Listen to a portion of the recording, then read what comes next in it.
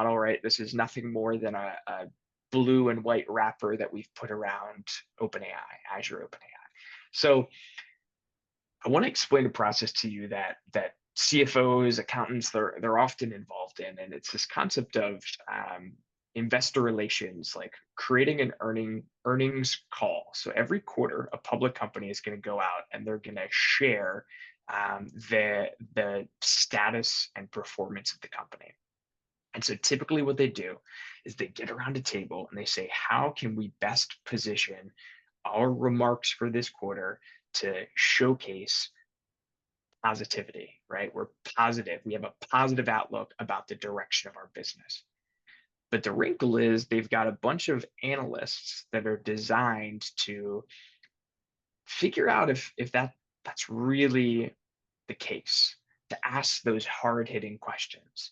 And so they'll sit around that table and they'll try to anticipate what an analyst might ask, or they'll spend a lot of money hiring an outside firm to do that. And so now with Gen AI, you can have a model that you can call on to say, hey, I'm going to pre-release, upload my earnings call remarks, and I want you to run an analysis. And this is public information with BMO, just an example company.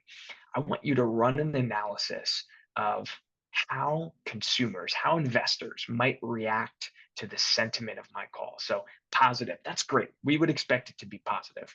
Well, why is it positive? What are the indicators of positivity? What are the indicators, the phrases, the quotes that may give investors pause, right? Consumer perspectives. If I have a low risk tolerance or a high risk tolerance, how am I going to respond to the specific words and phrases? Then I can call on an analyst that I've codified into a tool that's actually going to ask questions, anticipate questions for me.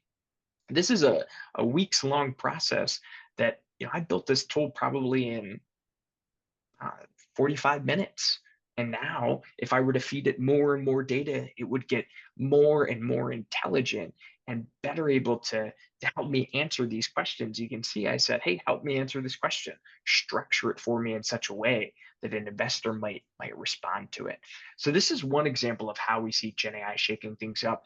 I'll show you a few more. So again, probably 30 seconds, came up with the idea of, hey, Gen AI can understand context of documents. And so when you all are in the profession, you'll realize that a large part of what we do is taking a massive amount of documents, extracting data from it, and making sure that it's complete and it's accurate. And that is a painful process, right? I'm talking, thousands of samples that people are pulling out. And for each sample, there's 10, 20, 30 documents. Each of those might have 1 to 100 pages. Well, now Gen AI understands the context, right? We remember that it's been trained on recipes and cookbooks. It's been trained to understand what is a lease, what is an invoice, what is a revenue contract. So why don't we use Gen AI to extract those data elements? So take a look. I'm going to upload a lease contract, pure unstructured data. It's like if you all wrote a research paper, there's no structuring or table format that I can extract data from easily. Every lease contract is going to look a little bit different. So instead of training on a location of a data element, I'm simply going to describe the data element that I want extracted. Because remember, these models know what is an extension, what is a lessor, what is a lessee. And so it's going to be able to extract that data for me into Excel, but also crosswalk that back to the exact location that it came from in the document. Trust me, when you all start, if you're a first year, this is going to change the game. I spent hours and hours and hours and hours and days and nights trying to do just this, and it happened in a matter of seconds. It can do it with structured data too.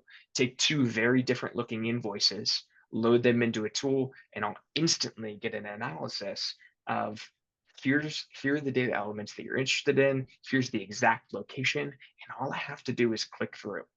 Now, I'm not saying this is perfect, right? This isn't 100% accurate, but we don't want it to be 100% accurate. I don't want it, right? I want a job. I want to apply professional judgment, critical thinking rather, skepticism, and say, is this accurate? Let me go back and review it. But it takes away a lot of that manual extraction effort.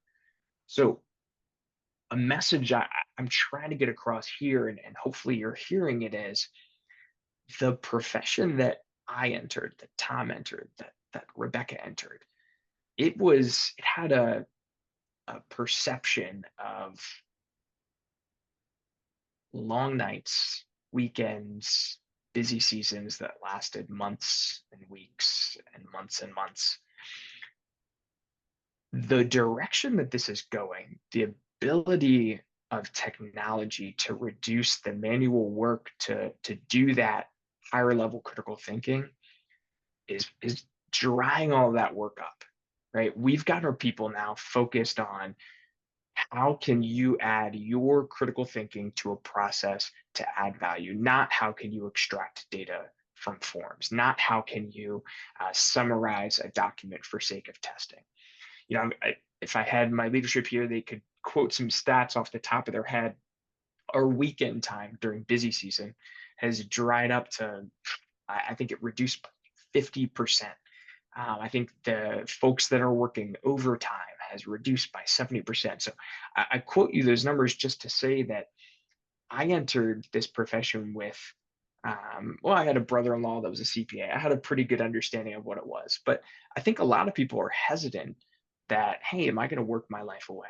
And the great thing with this technology is we're pulling away a lot of that mundane work that was a time killer, and you're still getting the ability to apply that critical thinking to interesting processes